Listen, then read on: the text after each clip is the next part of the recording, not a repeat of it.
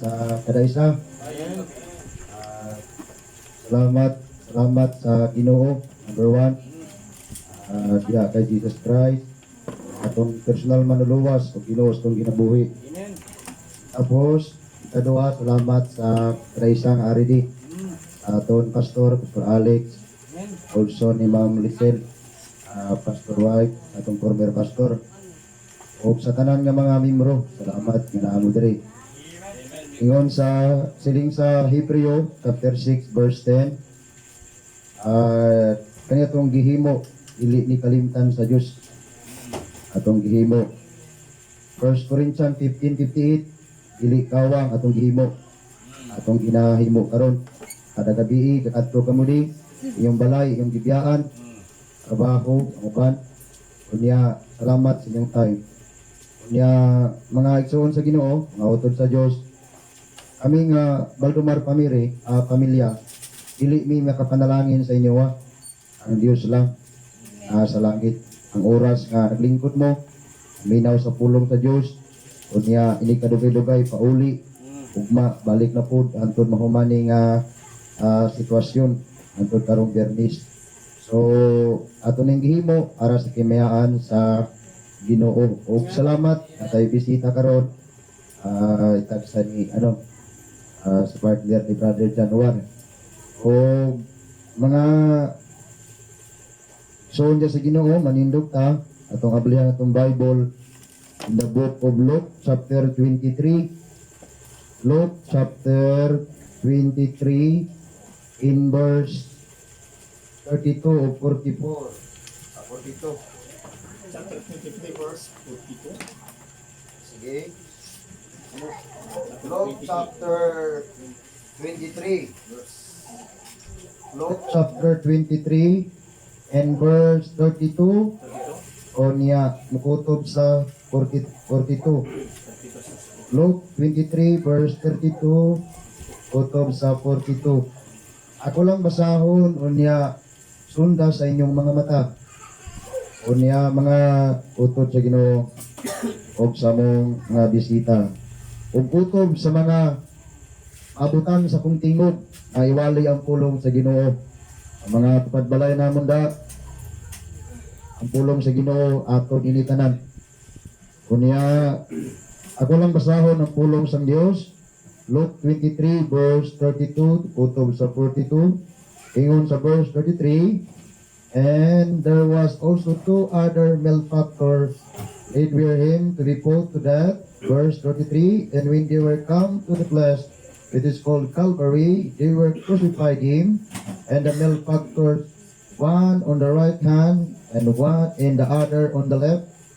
And verse 34, then said Jesus, Father, forgive them, for they know not what they do, and departed him screaming and Gazla. And verse 35, and the people stood beholding, and the rulers also with him. With them deride him, saying, He saved others, let him save himself, if he be Christ, the chosen of God. In verse 36, and the soldiers also mocked him, coming to him and offering him vinegar. In verse 57, in saying, If thou be the king of the Jews, save thyself. And verse 38, and the superscription also was written over him in letter of Greek and Latin and Hebrew, This is the king of the Jews. And the one of the malefactor which with hang rail on him, saying, If thou be the Christ, save thyself in us. In verse 40, but the other answering rebuked him, saying, Does not thou fear God, seeing thou art in the same condemnation? In verse 41, and we ended justly, for we received the due reward of our deeds, but this man hath done nothing amiss. In verse 32, and he said unto Jesus, Lord, remember me when thou comest unto thy kingdom. In verse 43, and Jesus said unto him, Verily, I say unto thee, today thou shalt be with me in paradise. Nuko sa ulo piyong sa mata, nangamuyo kita. Amay nga langit nun, manamukit nga salamat, subong nga gabi, sa kaayo nimo, sa imong katutom, sabon kabuhi, kaday sa nga imong gipaabot Ginoo sa amon matag adlaw. Labi na sa kaluwasan among naangkon, labi na sa imong pulong nga puno sa langitnong kaalam ug gahom ug pinagi pod sa imong balaang espiritu nga nagapatunga kanamo subong nga gabi. Ginoo, madamo gid nga salamat sa tanan nga mga panalangin nga hindi gid maihap, material ug espirituhanon. O Ginoo, labi na sa kaluwasan, madamo gid nga salamat Ginoong Dios nga nasa langit. Salwa kami sa amon mga sala, by the blood of Jesus Christ, imong hugasan, i-covered, and Ginoo, sa imong mga kamot, akong itugyan, ang among imong pagkatao, o galingon, kasingkat, ikipusoon, o matakusa nga naa diri, by the blood of Jesus, i-control ang gahom sa kaway, by the blood of Jesus Christ, ikaw maga-bless matakusa, magkawaintindi kada isa, ang iyong pulong importante gid sa amon kabuhi, Ginoo, samtang buhi kami ining kalibutana. Amay nga langit nun, ina-acknowledge na ko ang gahom sa balaang espiritu to give me power in preaching, o maghatag o giya o paintindi sa matag isa Ginoo. Aplihan singka, tinipusoon kada isa, labi na sa mga nagakinahanglan Ginoo. Akong pagsalik na sa iyong pulong, yung balaang espiritu, ugwa ako'y salik sa akong kugalingon Ginoo. I am nothing without you. Without your power in wisdom. And Ginoong Diyos, ikaw magapadayon, proteksyon, pamiling Valdumar, sa kong ginikanan, mga igsuon, mga relatives, nga naagri, nagasuporta, upod ang simbahan, Bible Baptist Church, distinctive Kabanggalan. O Ginoo, sa akong pagsugod, antod sa pagkuman, among gitugyan ang tanan gisalig, sa pangalan ni Kristo Jesus. Amen. Tuko sa balik sa paglingkod, ug salamat sa inyong pag-respond, pagpaminaw sa pulong sa Ginoo. Kaning Luke chapter 23 and verse 32 kutob sa 42, makita naton diri sa panahon nga gilansang si Jesus Christ dito sa krus sa Kalbaryo. Ug samtang gilansang si Jesus, siya ang ara sa tunga, ug sa iya daplin wala kag tuo, may kauban siya nga kapareho nga gilansang mga kriminal ug mga igala, mga abyan o mga utod diya sa Dios. Siling sa verse 32, and there were also two other malefactors with him to be put to death. Sa panahon sa Israel, sa time ni Jesus Christ, pag makasala ang tao, ang ilang kanang hatol, ilang sang siyot sa krus. Inamuna ang hatol dito sa time sa Israel, sa time ni Jesus Christ. Pero kung nakaintindi ta, mga utod sa Ginoo, mga abyan sa Diyos, ang cross, hindi ang Israel mo'y naghimo sila. Sa panahon, nahitabo nga may cross ang Israel sa time ni Jesus tungod sa pag-rule sa Roman Empire. Sa panahon sa mga Roman, dito sila ilang girule ang Israel, kay mga persecutor bisa before God. Until now. And mga kaigsunan sa Diyos, ang makita nato diri gilansang pod si Jesus Christ. Pero sa wala pa gilansang si Jesus Christ, mga utod sa Ginoo, in the book of Isaiah, gi-prophesize na Dios nga naay tawong may usa ka bata nga matawo o kinahanglan siya matawo o kinahanglan nga mamatay. Amo na ang kinabuhi ni Jesus Christ, kinahanglan siya matawo o kinahanglan siya mamatay. Matawo siya para makita sa mga tao nga ang tao may paglaom diay tungod ni Kristo. Pero kinahanglan siyang mamatay para sa kaluwasan sa atong kalag, gikan sa lugar nga maong impyerno o makasigurado maadtog langit. In verse number 33, they were come to the place we call Calvary. They crucified him and the malefactor, one in the right hand and the other on the left. Sa diha nga gilansang si Jesus, sa pikas wala og tuo, naa ko'y gilansang mga kriminal. In verse 34, in Jesus, Father, forgive them, for they know not what they do, and parted his raiment as clothes. Ingon si Jesus, Ginoo, atong mga naga-imo ani, pasayloan sila kay wa sila jud kaintindi sa ilang gihimo. In verse 35, and people stood beholding, and ruler also derived him, saying, he said other, and let him himself, if he will cry, it was sin of God. Samtang gilansang si Jesus sa krus, mga utod sa Diyos, may mga tao nga nakakita ug sining sa mga tao, ikaw nga tao, gingiluwas nimo ang kinabuhi sang iban, pero luwas naman ang kinabuhi nimo subong, nga gabitay ka sa kahoy. Gabitay ka sa kahoy, ug luwasa nga makakawas ka diha, makagawas ka diha. In verse 36, and the soldier also mocked him, coming to him and offering him biniga. And samtang gilansang si Jesus Christ sa cross, ipin ang mga soldiers, katong mga soldiers dito mga Hudyo, Mga Roman. and mga higala, mga utod sa Diyos, makita natin di in verse 37 in saying, if thou be the king of the Jew, save thyself. Ang mga tao, ang mga soldiers, ano sa palibot, samtang gilansang si Jesus Christ, mga utod sa Diyos, makita na itong kayagaan si Jesus. Masak yamaan sa Cebuano. Palibot na kong bilonggo ng yama-yama. And verse 38, ingon diri, and the superscription also was written over with Latin letters of the Greek and Latin and Hebrew is the King of the Jew. And makita nato diri nga maabot gyud ang panahon nga si Jesus Christ mo rule sa Israel to be a king in the Jew.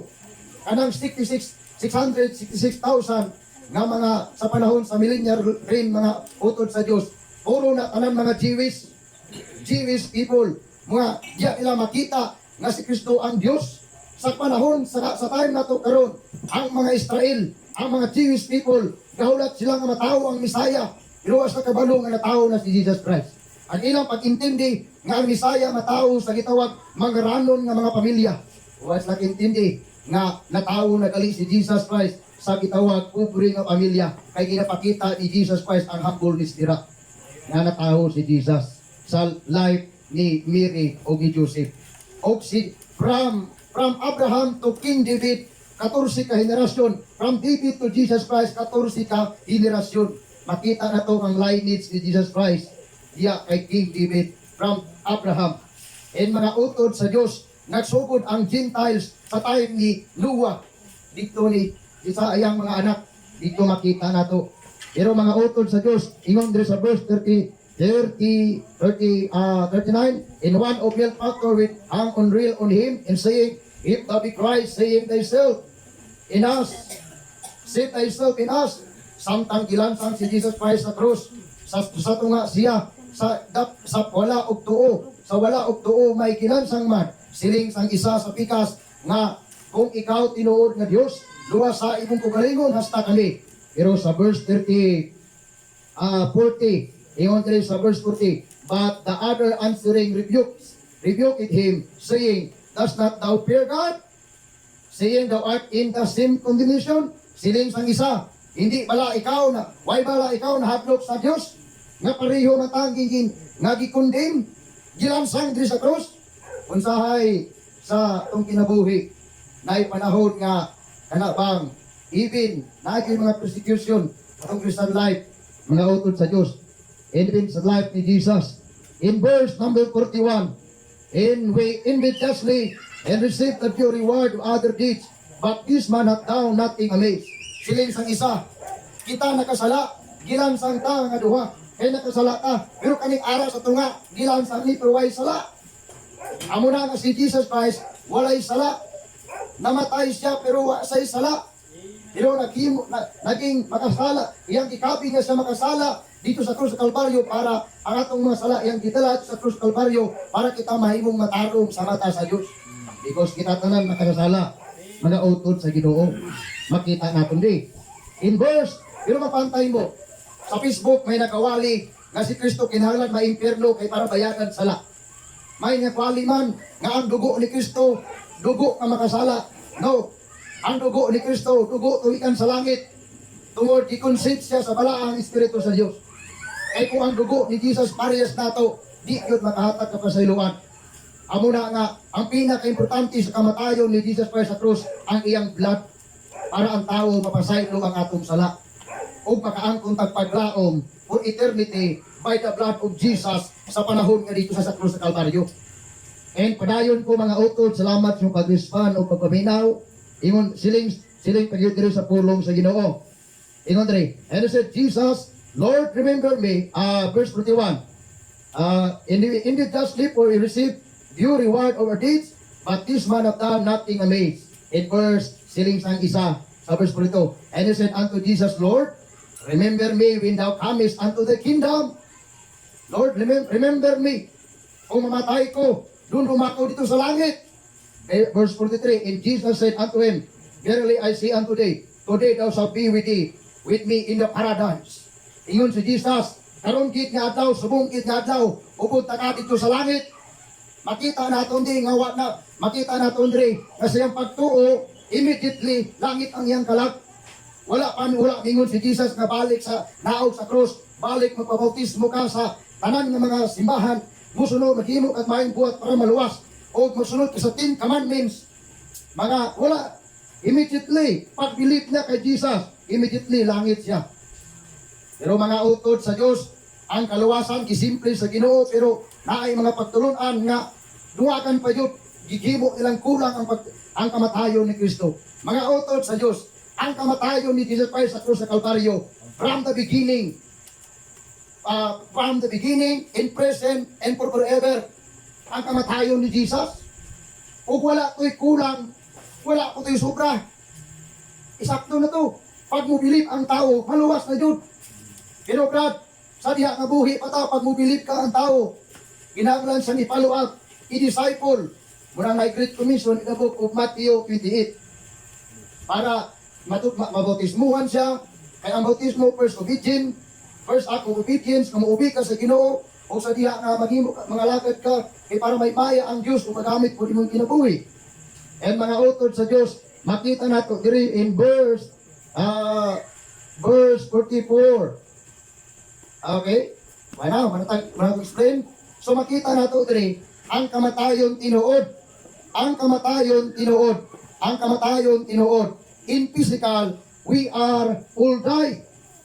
Tanang tao, dato o pobre, mamatay in physical. Kita tanan.